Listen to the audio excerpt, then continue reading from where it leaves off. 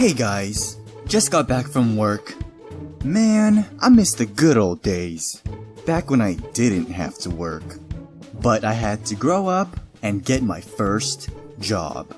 It was at a little place called McDonald's. But it should have been called Whack-Donald's, 'cause that place was whack. Nah, I'm just kidding. I actually had a lot of fun working there. Everyone says this job sucks, but I think your experience really depends on the people you work with and the time of day that you work. Because McDonald's is crazy busy. There's one by my house, and the drive-thru always has like 7 cars in line. And then literally across the street is a Carl's Jr. that has no one in the drive-thru. So if you're working during the day, you're gonna be busy. However, I worked during the night, and things run a little bit differently during the graveyard shift. But before we talk about that, let's go back to my job interview. Now, I actually applied to a couple of places before McDonald's, but I was still really nervous and awkward during the interview, so no one called me back. A familiar feeling. But by the time I got to McDonald's, I learned that all you really have to say is, I love helping people, even if it's totally not true. So my first day of work, they put me in the break room and set up like 20 videos for me to watch. Once I was done with that, I got in the kitchen and was ready to make some burgers. But of course, I got cleaning duty. I went out to the lobby and I had to clean the walls. Seriously, I had to clean the walls. So the manager tells someone to show me what to do, and as she's teaching me, she has this weird look on her face. Like, why am I teaching him how to clean a wall? Step 1, spray. Step 2, wipe. Any questions? Can you go over step 1 again? My first job was to clean a wall. And not just any part of the wall, but the very bottom part where people's feet were. So I'm cleaning in the lobby, and nothing's more embarrassing than being on your hands and knees in front of all the customers.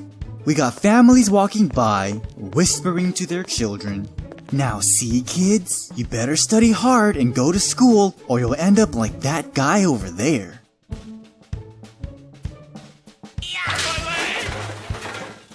Anyway, after like 2 or 3 days of cleaning, they finally let me in the kitchen. And what a mistake that was. Eventually I got a lot better, but when I first started, I was a mess. I mean, I never set the store on fire, but I do remember one time, my coworker asked me to drop like 12 McChickens. And to drop something means to drop it in the fry oil. It doesn't mean to drop it on the floor, okay? We have a different word for that. So I opened the freezer and I see 3 different bags of chicken. 1 white, 1 blue, and 1 clear. Then I'm like, aw crap. I knew I should have studied. I had no idea which was the McChicken.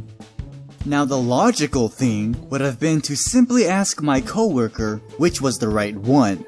But she was busy making food, so I didn't want to bother her. And my manager was talking to customers, so I didn't want to bother him. So I'm just like, screw it. I'm going for option C. The answer's always option C. Unless it's none of the above, which I kinda wanted to do. I mean, I could've just walked out of the store and never came back. But I chose the clear bag.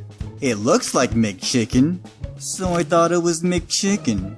And I couldn't see through the other 2 bags. So I filled up the basket, dropped it in the oil, and backed away slowly. Around 3 minutes later, the timer goes off, and my coworker goes to pick it up. I'm like, alright, the moment of truth. The reaction on her face when she sees the chicken will determine whether or not I did the right thing. So she takes the chicken out, and she's like, oh my god.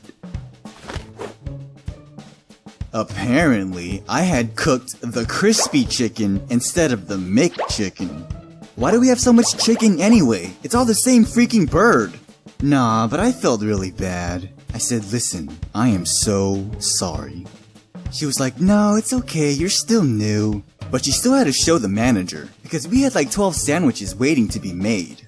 Now what we could have done was replace the McChicken with the crispy chicken, which would have actually been an upgrade to their sandwiches. Unfortunately, the crispy chicken takes 6 minutes to cook, and I had only put it in for 3. The manager couldn't serve undercooked meat, and he didn't want to risk burning the chicken, so we had to throw it all away. Not only did I make the customers wait even longer for their food, but I could have potentially poisoned like 12 different people. And you guys, listen, if you're new to your job and you're not sure what to do, just ask. Don't be afraid to ask questions. I was too proud to ask, and I almost killed an entire family of children. But hey, the best way to learn is through your mistakes, because I never did that again. Every time I went to cook chicken, I always remembered the time that I messed up, and I made sure I didn't make the same mistake again. After a couple months of experience, I got a lot better in the kitchen. I was like SpongeBob at the Krusty Krab. I got so good, my manager wanted to put me on the overnight shift, because whoever works that shift has to make all the food without any help. Little did I know, some weird stuff happens during the night.